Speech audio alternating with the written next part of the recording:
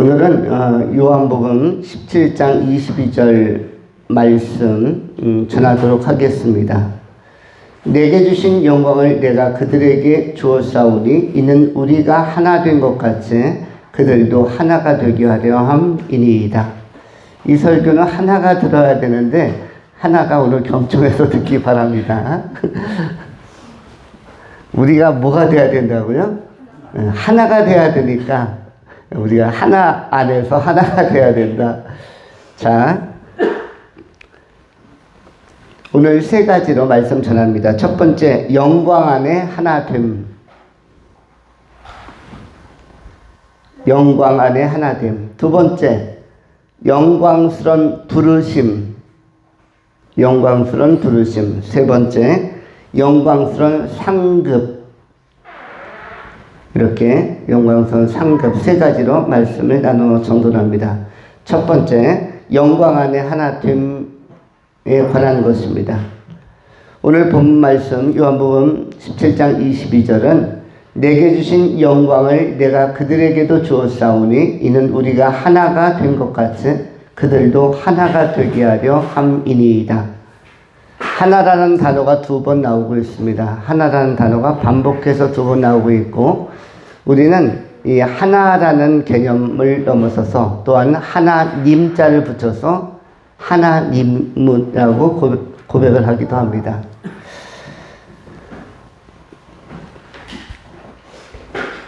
먼저 영광 안에 하나됨에 관한 것입니다. 영광 안에 하나됨이라는 것은 우리 하나님께서 목적하시는 것은 영광 안에서 하나 되게 하려고 하는 목적으로 우리를 부르신 것입니다. 그냥 부르신 것이 아니라 영광 안에서 하나 되게 하려고 부르시고, 그냥 지옥에서만 탈출하려고 하는 게 아니라 영광 안에서 하나 되어서 영원히 살도록 그렇게 우리를 부르신 것입니다.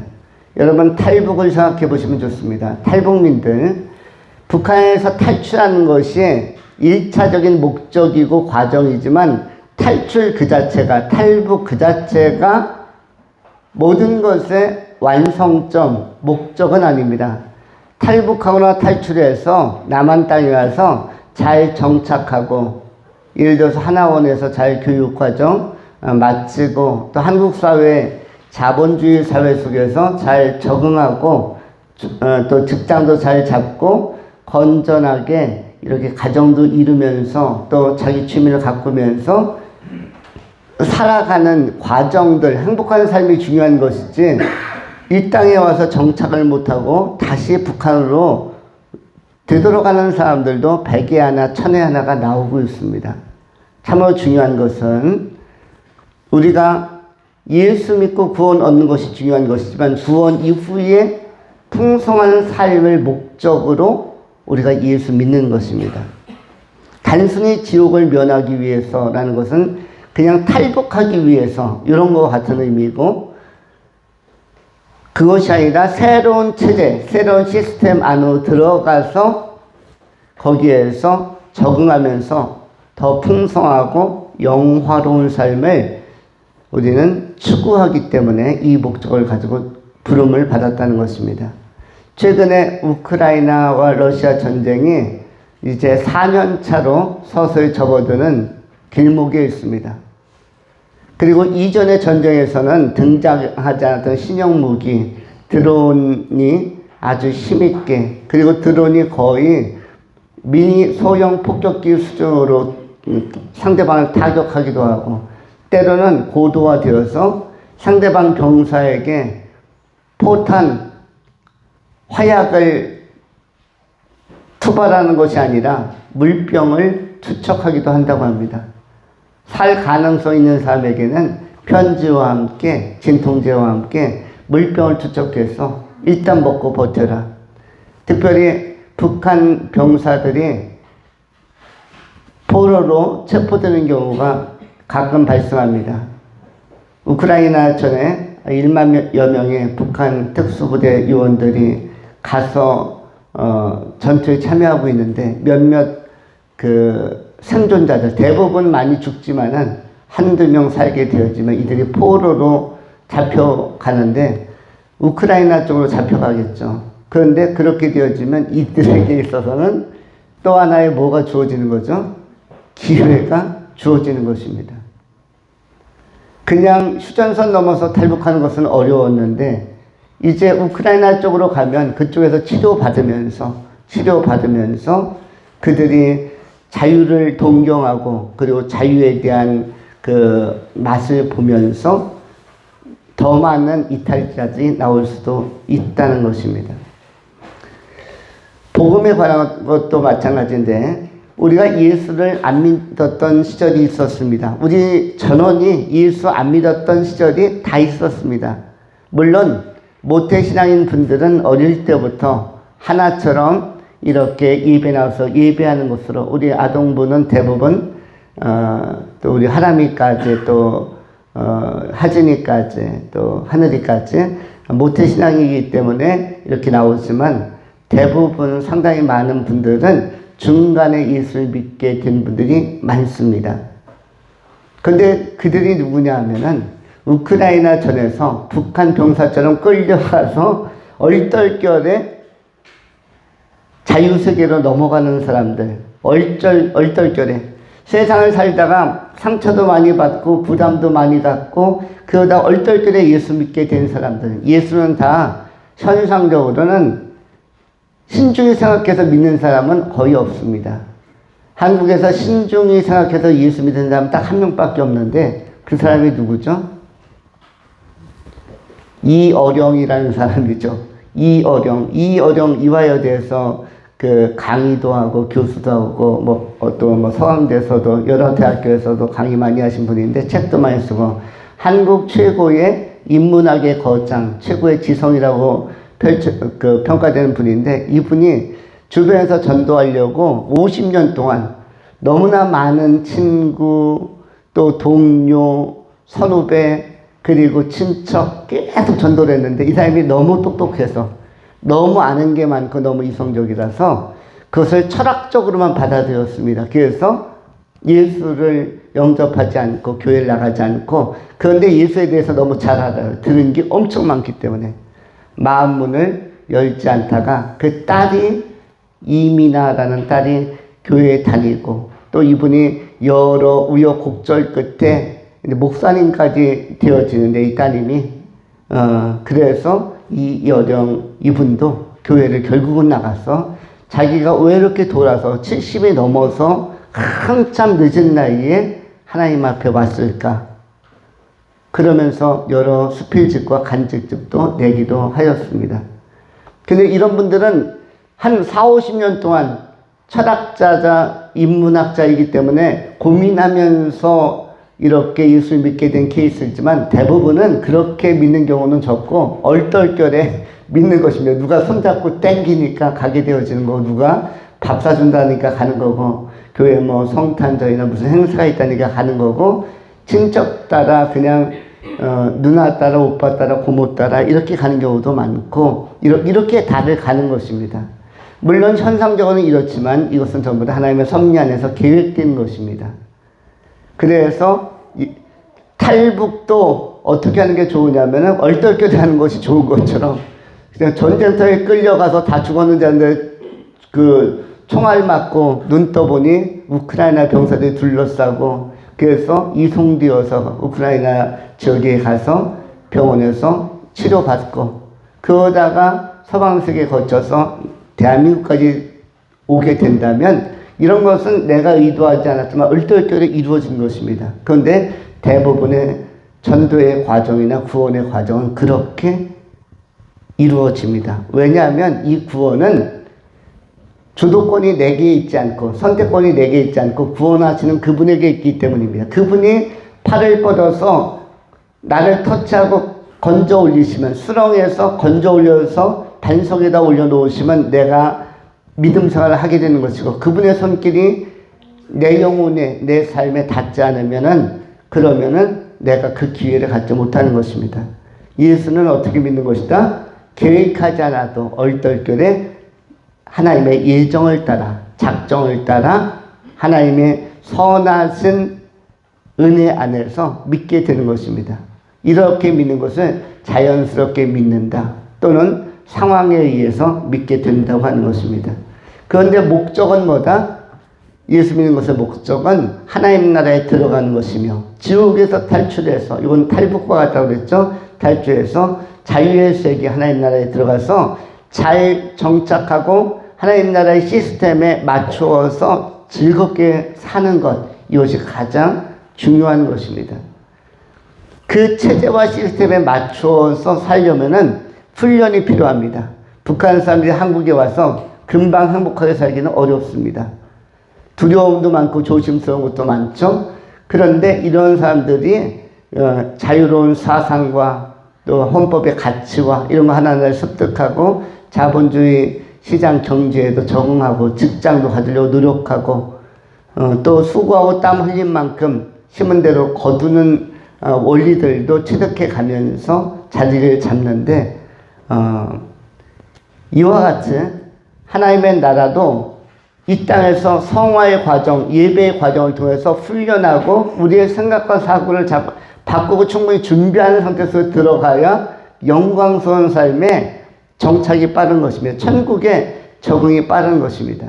천국에 가서 너무 자유로운 내 땅, 내 나라, 내 영토라고 너무 좋은 것으로 느껴지기 위해서는, 그리고 하루하루가 너무 행복하기 위해서는 여기서부터 예배자의 삶에 집중하고 성서적 사고 체계와 또 가치관에 우리가 습득되는 것도 대단히 중요한 영적 훈련이라고 할 수가 있습니다. 우리의 부르심의 목표는 예수 그리스도께서 약속하신 영광 안에서 하나 됩니다. 이것을 기억하시면서 주어진 은혜의 기회에 믿음의 생활을 잘 해나가실 수 있기를 축원합니다. 두 번째로 영광스러운 부르심. 마태복음 22장 14절에 성경이 이렇게 말씀합니다. 혼인잔치에서 청함을 받은 자들이 많다고 합니다. 마태복음 22장 9절에 네 거리 길에 가서 사람을 만나서 만나는 대로 혼인잔치에 청하여 오라 한데, 이런데 대부분의 사람들은 왜 혼인잔치, 잔치집에 못 오냐면 이유 때문, 핑계 때문입니다. 이른바 자기 합리화 때문입니다. 어떤 사람들은 바빠서, 어떤 사람은 하는 일이 많아서, 어떤 사람들은 나중에, 이런 이유 때문에 이 믿음의 기회, 혼인잔치에 청함을 받는 거기에 응하는 시간들, 응답하는 것들을 지연시키는데 이것이 굉장히 그 사람의 구원에는 불리한 것입니다. 복음은 기회가 주어졌을 때 얼떨결에 그냥 따라서 들어가야, 그래야만 굉장히 좋은 소식과 만날 수 있고 또 구원의 기회를 적극적으로 잡게 되는 것입니다. 예수님께서는 뭐라고 비유하셨냐면 예복을 입지 않고 오는 사람들에 대해서 거절하셨고, 또한 동시에 뭐라고 마지막 말씀하시냐면 마태복음 22장 14절에 청함을 받은 자는 많되 택함을 받은 자는 적으니라, 이렇게 말씀하셨습니다. 여기서 예복이라는 것은 뭐냐면 일반적인 성령으로 거듭남이지만 동시에 두 번째는 복음을 깨닫는 것을 예복이라고 합니다. 복음을 깨닫는 것. 예수님의 십자가가 무슨 의미인지, 예수님의 보혈이 어떠한 의미인지, 예수님의 그 보혈의 피가 내 죄와 어떤 상관이 있고 나를 어떤 방식으로 씻어주고 나의 과거의 죄와 현재의 죄와 미래의 죄를 어떻게 청산했는지를 깨닫는 것, 그리고 믿는 것, 이것을 예복이라고 하는 것입니다. 그리고 이러한 상태가 거듭난 자의 상태라고 할 수 있는 것입니다. 예수님은 결론적으로 청함을 받은 자는 많다, 기회는 다 준다는 것입니다. 구원의 기회를 여러 가지 방식, 다양한 방식, 다양한 면모로, 다양한 상황에서, 다양한 각도에서 다 제시하지만, 직접 제시하기도 하고 간접적으로 제시하기도 하지만, 그러나 택함을 받은 자는 적다라고 말씀합니다. 우리 삶의 교회 공동체에 사랑하는 성도 여러분들은 바로 택함을 받은 자들로 하나님 앞에 인정함을 받아야 될 것입니다. 인생은 택함이라는 것이 굉장히 중요한 것입니다. 선택이라는 것이 너무나 중요한 것입니다. 여러분 지금까지 삶을 살아보니까 삶은 뭐예요? 삶은 뭐라고 정의할 수 있습니까? 삶은 성공과 실패가 아닙니다. 삶은 성공과 실패가 아니에요. 삶은 승패도 아닙니다. 여러분 만일 여러분들이 삶을 살아왔으니까 내 인생은 성공했다. 손 들어보세요. 또는 내 인생은 실패했다. 손 들어보십시오. 성공과 실패가 아닙니다. 그러면 나는 승자인가 패자인가 이것도 아닙니다. 승자 패자도 아닙니다. 그러면 뭐죠? 인생은 뭐죠? 인생은 사는 것인데 어떻게 사는 것이 인생입니까? 삶이란 무엇입니까? 삶이란 무엇이죠? 인생이란 무엇입니까? 인생은 사는 것이고 삶도 사는 것인데 어떻게 사는 것입니까? 선택하며 사는 것. 삶이란 무엇인가? 선택하며 사는 것. 인생이란 무엇인가? 선택하며 사는 것. 여러분은 지금까지 계속적으로 매 순간 선택하면서 살았습니다. 오늘 내가 무슨 옷을 입을 것인가? 내일 출근할 때는 무슨 옷을 입을 것인가? 나는 슈퍼에 가서 어떤 음식, 어떤 물류를 살 것인가? 어떤 물건을 살 것인가? 어떤 간식거리를 살 것인가? 학용품 가게에 가서도 마찬가지입니다. 문방구에 가서도 어떤 펜을 고를 것인가? 계속 선택입니다.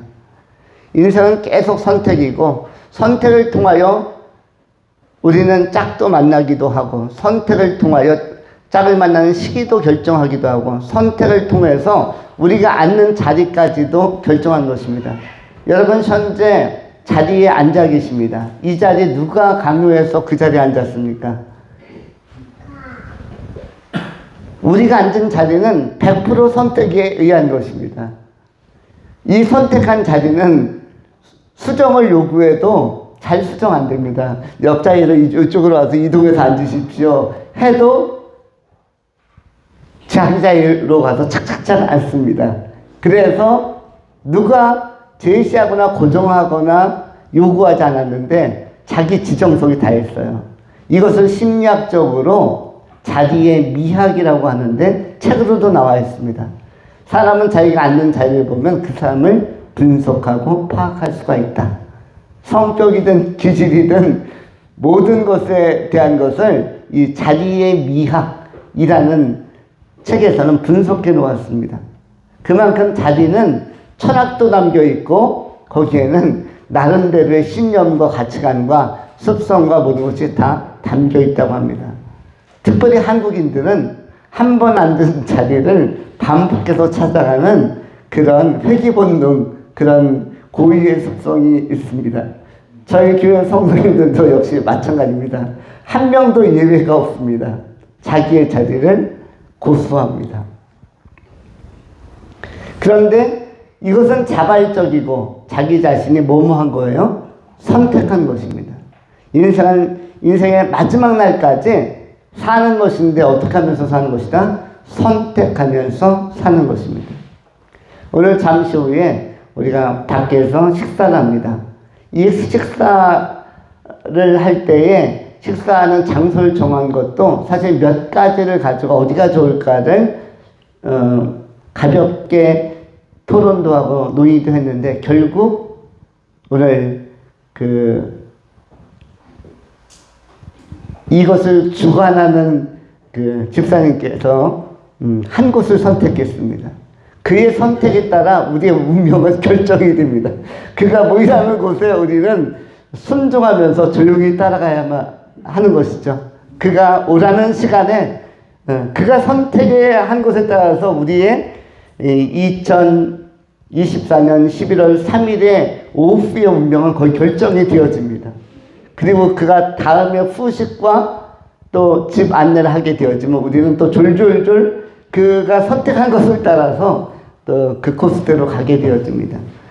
자, 선택은 무엇이다? 삶은 선택하는 것입니다. 승패가 아닙니다.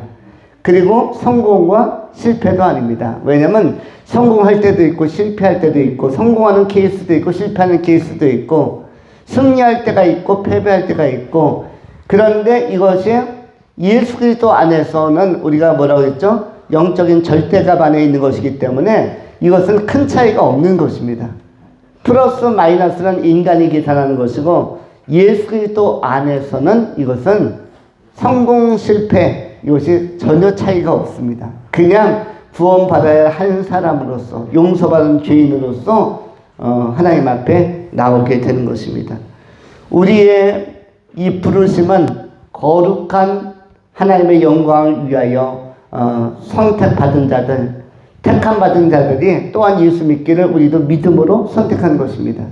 예수 믿을 것에 관하여 선택하지 못하는 사람들은 자연인으로 남아있는 것이고 선택한 사람들, 결단하는 사람들은 예수 믿는 자로 또 확정이 되어서 오늘의 삶을 살고 있는 것입니다. 신앙도 구원도 다 어떤 영역이다? 선택의 영역인 것입니다. 여기에는 강요가 없습니다. 우리는 자발적으로 우리는 스스로 선택하는 것입니다. 남은 모든 시간이 선택의 영역입니다. 이 선택을 잘하는 사람들이 지혜로운 사람들이고 그리고 이들은 진정한 승리자, 진정으로 이기는 자, 지혜 있는 자, 하늘의 별처럼 빛나는 자, 다니엘서 12장에 기록된 것처럼 예수 믿는 자들, 예수 안에서 영생을 추구하는 사람들, 하늘의 별처럼 빛나는 사람들이요, 또 많은 사람들이 그러한 자리로 들어오도록 역할을 감당하는 자, 복음을 나눌 수 있고 유통할 수 있는 자들이 또한 하나님의 영광에 합당한 사람들이 될 것입니다. 하늘의 별처럼 빛나는 존재로 여러분들이 이 아름다운 선택을 잘 활용하시고 또 우리가 사는 인생의 마지막 날까지 우리 주변에 있는 사람들에게도 복음의 빛을 확산시키는 아름다운 영광에 참여하는 지혜자들이 되실 수 있기를 축원합니다. 세 번째, 마지막으로 영광스러운 상급. 요한복음 22장에 성경은 이렇게 기록을 합니다. 22장 1절에 또 그가 수정같이 맑은 생명수의 강을 내게 부이니 하나님과 및 어린 양의 보호자로부터 나와서 12가지 열매를 맺되 달마다 그 열매를 맺고 그 나무 잎사귀들은 만국을 치료하기 위하여 있더라. 보호자로부터 나와서 생명의 강이 보호자로부터 나왔습니다. 요한계시록 21장에는 내가 들으니 보호자에서 큰 음성이 나서 이르시되 보라 하나님의 장막이 사람들과 함께 있음에 하나님이 그들과 함께 계시리니 그들은 하나님이 백성이 되고 하나님은 친히 그들과 함께 계셔서 모든 눈물을 그 눈에서 닦아 주시니 다시는 사망이나 애통하는 것이나 곡하는 것이나 아픈 것이 다시 있지 아니하리니 처음 것들이 다 지나갔음이로다.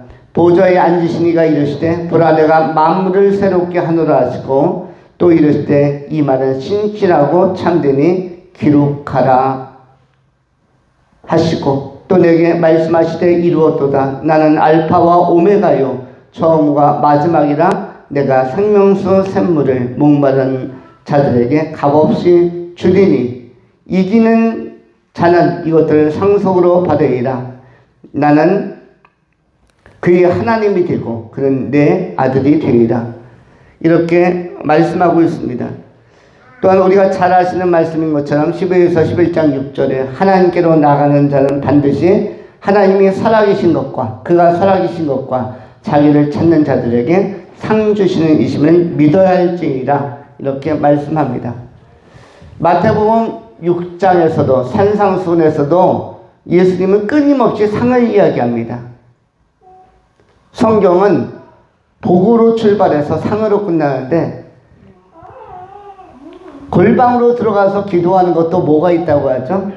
골방으로 들어가서 기도하는 것은 범사의 유익이 있는데 내가 혼자 스스로의 시간을 갖는 것 대단히 유익이 있는데 그 중에서 어떤 유익이 있습니까? 기도가 응답되니까 일단 유익이 있을 것이고, 또 하나님과의 교제의 시간을 가지니까 또 영성이 깊어지니까 유익이 있고요. 그런데 그러한 응답으로서의 유익, 영성 개발로서의 유익뿐만 아니라 무엇도 약속하고 있습니까?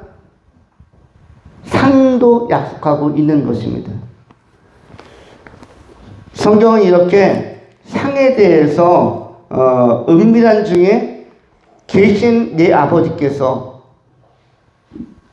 갚아주시리라 라고 약속하고 있는데, 마태복음 6장 18절에도 기록을 합니다. 우리가 하나님의 나라에 상을 쌓는 것을 다른 말로는 보물을 하늘에다 쌓는 것이라고 성경은 말씀합니다. 마태복음 6장 19절로 20절에 너희를 위하여 보물을 땅에 쌓아두지 말라. 거기는 종과 동록이 해하며 도둑이 구멍을 뚫고 도둑질하느니라. 오직 너희를 위하여 보물을 하늘에 쌓아두라. 거기는 좀이나 동록이 해하지 못하며 도둑이 구멍을 뚫지도 못하고 도둑질도 못하느니라. 네 보물이 있는 그곳에는 네 마음도 있느니라. 이 말씀을 해석해 보십시오. 마태복음 6장 19절로 21절 보물에 관한 이야기가 나옵니다. 이것을 해석해 보십시오. 오늘 예배가 값지려면은 예배를 잘 했다, 잘 드렸다 하려면 이 말씀을 이해하면서 마무리를 해야 합니다. 너희를 위하여 보물을 땅에 쌓아두지 말라. 거기는 종과 동록이 해하며 도둑이 구멍을 뚫고 도둑질하느니라. 오직 너희를 위하여 보물을 하늘에 쌓아두라. 거기는 좀이나 동록이 해하지 못하며 도둑이 구멍을 뚫지도 못하고 도둑질도 못하느니라. 네 보물 있는 그곳에는 네 마음도 있느니라. 보물이란 단어가 3번 나오는데 이게 무슨 뜻이에요? 쉽게 표현하면 여기서 보물이라는 것은 상하고 정비례하는 것입니다. 상을 어디에다 쌓아두라? 하늘에다 쌓아두라고 하는 것입니다. 보물도 어디에 쌓아두라? 하늘에다 쌓아두라. 우리 주님께서는 우리의 모든 삶을 손바닥 들여보듯이 다 들여보고 있습니다. 우리 주님은 아주 예리한 관찰자로서 우리의 삶을 감찰하시고 관찰하고 계십니다. 그리고 관찰하면서 평가하시는 분입니다. 그리고 매일매일 상 줄 것이 있는지를 체크하는 분입니다. 여러분, 지도자들이나 지휘자들은 또 어떤 영역에서 그 리더들은 안 보는 것 같아도 다 봅니다. 저도 여기서 설교를 하고 있으면은 여러분이 앉아서 예배하는 자세에서부터 시선부터 다 보일까요? 안 보일까요? 모든 동작이 다 보입니다. 고개 까딱하는 것서부터 눈을 떴는지 감았는지도 보이고요. 눈빛이 살아있는지 죽어있는지도 보이고요. 눈빛에 총기가 있는지 없는지도 보이고요. 딴청 피우는지 아닌지, 딴 생각하는지 아닌지. 오늘 선포되는 말씀 중에서 30분 선포되었으면 몇 분이나 흡수하고 있는지도 눈빛을 보면서 다 파악이 됩니다. 원래 이 오늘 선포된 말씀을 제대로 잘 알아들으면 믿음이 엄청 성장해야 정상인데 그 말씀만큼 성장하지 못할 수도 있는 것은 사실은 이게 그 사람들의 뇌리에 100% 들어가지 않기 때문입니다. 어디선 보여요? 여기선 보입니다. 그런데 우리 하나님께서 보실 때는 더 정확히 일상적인 삶까지도 미세하고 정확하게 적확하게 다 감찰하신다는 것입니다. 그리고 순간순간 눈빛이 살아있고 삶의 자세가 좋은 사람들은 그것이 바로 상급을 쌓는 길입니다. 상급은 따로 쌓는 길이 없고 보물은 따로 쌓는 길이 없는 것입니다. 우리의 하나님을 향한 건전한 생각과 건전한 삶의 방식들이 또 성경의 요청에 성경의 가르침에 응답하려고 하는 자세들이 다 상급으로 가는 것입니다. 그것을 무엇이라고 얘기하죠? 믿음으로 사는 삶, 믿음으로 헌신하는 삶이라고 하는 것입니다. 믿음으로 동행하는 삶이 상급을 쌓고 보물을 쌓는 삶의 과정입니다. 이 땅에서 보물스러운 것은 하나님이 부르시면 다 놓고 가는 것입니다. 그래서 보물이 아니라 유용하게 쓸 수 있는 것들입니다. 우리가 보물이라고 하는 것, 여러분 금과 다이아몬드, 은 이거 보물입니까? 유용하게 쓰일 수 있다라고 생각하는, 나를 빛내는 데 쓰일 수 있고 내가 요긴할 때 쓰일 수 있는 것이지 보물은 아닙니다. 놓고 가는 것이에요. 돈도 사실은 뭐다? 놓고 가는 것입니다. 다만 지상에 있을 때 유용하게 쓸 수 있는 것이죠. 필요할 때 쓸 수 있는 것, 유용한 것이지 보물 아닙니다. 보물은 뭐다? 믿음으로 하나님께서 요구하신 방식대로 복음을 따라 살아가는 것, 믿음과 동행하는 것, 하나님 앞에 좋은 자세를 유지하는 것, 이것이 무엇이다? 보물이고 동시에 상급인 것입니다. 이것을 꼭 기억하시고 놓고 가는 것에 너무 연연하지 마시고 영원히 하나님 나라에서 있는 것에 여러분의 모든 것을 집중하는 지혜로운 선택자들이 되실 수 있기를 축원합니다. 기도하겠습니다. 할렐루야. 존귀하신 하나님 감사합니다. 오늘도 복음의 빛나는 진리 안에서 하나님의 영광을 보게 하시고 그 영광을 나타내는 자들, 그리스도의 영광 안에서 하나 되는 복된 종들이 되게 하여 주시옵소서. 우리 구주 예수 그리스도 이름으로 축복하며 기도하옵나이다. 아멘.